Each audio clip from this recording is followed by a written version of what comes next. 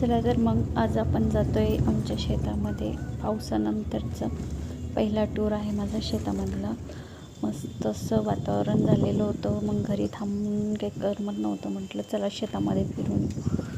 तर हे पहा किती छान वातावरण झालेलं आहे. आणि सगळ्यात पहिले मी तुम्हाला जे दाखवत आहे ते सफरचंदाचं झाड आहे. या झाडाला 3 वर्षाच्या आसपास झालेले आहेत आणि 2-3 वेळेस अशी फुलं येऊन गेलीत, पण यावेळेस सफरचंद लागलेली आहे त्यांना.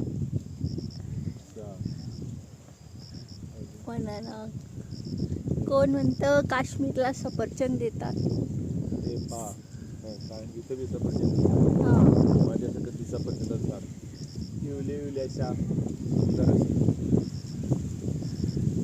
काश्मीरला जाण्याची गरज नाही. ही माझ्या बायकोची निशाणी. तिनं लावलेलं होतं हे झाड गच्चीवरती. हे सुंदर असे स्टार फ्रूट बघा. हे छान स्टार फ्रूट आहे. फुलाने किती बहरलेलं आहे आणि याला भरपूर असे फळं आलेले येणार आहे. बाजूने दरवर्षी खाण्याची मजा असते. आमच्याकडे पहिले डाळिंबाची बाग होती, त्याच्यामधले काही झाडं राहिलेत ते आता फुलांनी पण भरलेत आणि काही फ्रुट्स पण लागलेले आहेत. जांभळाची छाटणी चालू आहे.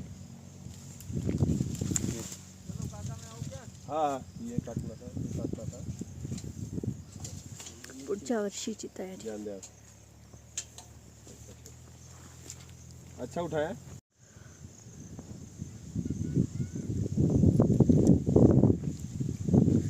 आमची जांभळाची बाग बघा. निसर्गरम्य वातावरण, पाऊस पडल्यानंतरचा हिरवागार झालेलं सगळं डोंगर. थोडंसं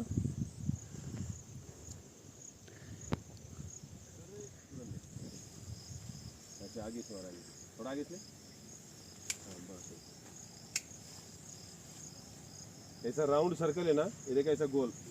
हाँ ओके. चलो पकड़ अच्छी हो. ही विहीर आम्ही उन्हाळ्यामध्ये तयार केली होती.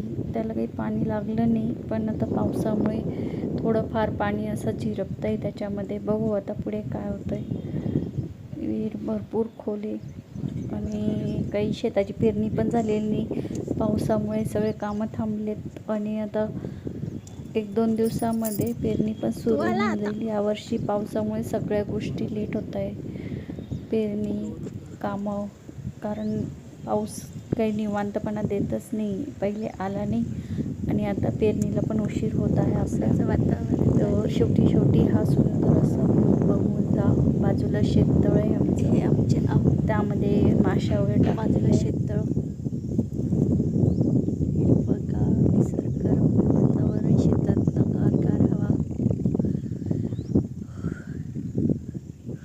शेतात फिरून फिरून भूक पण लागली मला. तर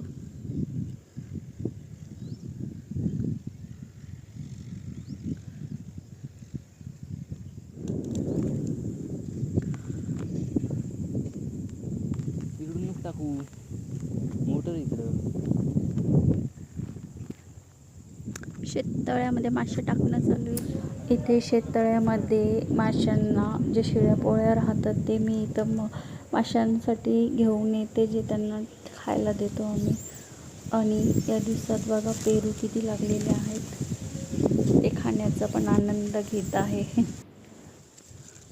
पूर्ण झाड पेरूने बघा किती पेरू लागलेत.